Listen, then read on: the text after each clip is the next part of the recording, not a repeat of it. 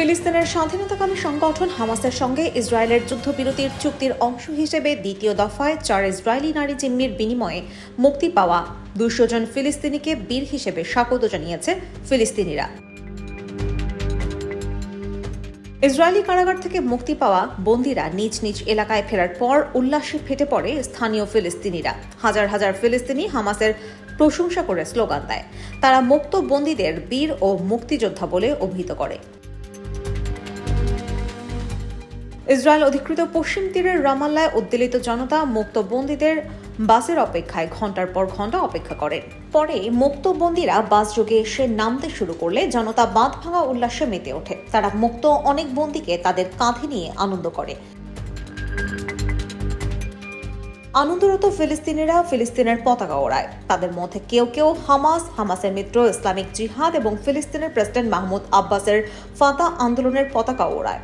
মুক্ত বন্দীদের বেশিরভাগকে পশ্চিম তীরে মুক্তি দেওয়া হয়েছে। বাকিদের মধ্যে 16 জন ছিলেন গাজার। তারা গাজায় ফেরার পর ছিটমহলটির দক্ষিণাঞ্চলীয় শহর খান ইউনিসে নিয়ে যাওয়া হয় তাদের। খান ইউনিসের গাজা ইউরোপিয়ান হাসপাতালে তাদের স্বাস্থ্য পরীক্ষা করা হয়। এ সময় তাদের স্বাগত জানাতে সেখানে কয়েক হাজার ফিলিস্তিনি জড়ো হয়। তারা আল্লাহু আকবার বলে চিৎকার করে ও হামাসের সশস্ত্র শাখা কাসাম ব্রিগেডের নামে জয়ধ্বনি দেয়। ইকলাস বালুসে নামে গাজার এক নারী জানান, গাজায় ধ্বংসযোগ্য দুর্ভোগ, অনাহার ও গণহত্যার অভিজ্ঞতা হলেও ভাইয়ের মুক্তি তাদের জন্য সুখ বয়ে এনেছে। তিনি বলেন, সম্মান, আনন্দ, বেদনা সত্ত্বেও বিজয়ের অনুভূতি একটি মুহূর্ত যখন আপনি শহীদ হয়ে যেতে পারতেন, কিন্তু প্রশংসা আল্লাহর, যিনি বিশ্বজগতের মালিক, যিনি আমাদের তাকে দেখার অনুমতি দিয়েছেন।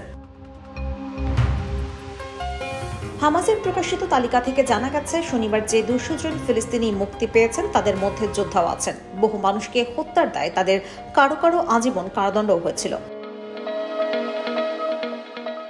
ইসরায়েল যাদের সবচেয়ে বিপজ্জনক বলে বিবেচনা করেছে তাদের মিশরে নিয়ে যাওয়া হয়েছে। সেখান থেকে তাদের তৃতীয় কোনো দেশে নির্বাসনে পাঠানো হবে।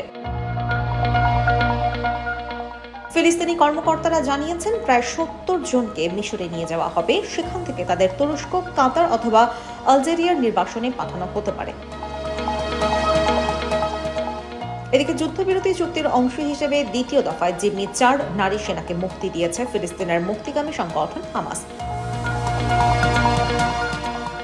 গাজার প্যালেস্টাইন স্কয়ারে ইসরায়েলি 4 নারী জিম্মিকে নিয়ে আসা হয়। রেড ক্রসের কাছে হস্তান্তরের আগে সেখানে এক মঞ্চেও তোলা হয় তাদের। এ সময় তাদের বেশ হাসি খুশি দেখা যায়।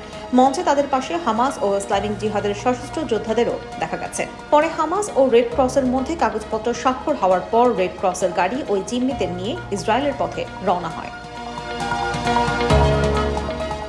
IBTV USA, new York.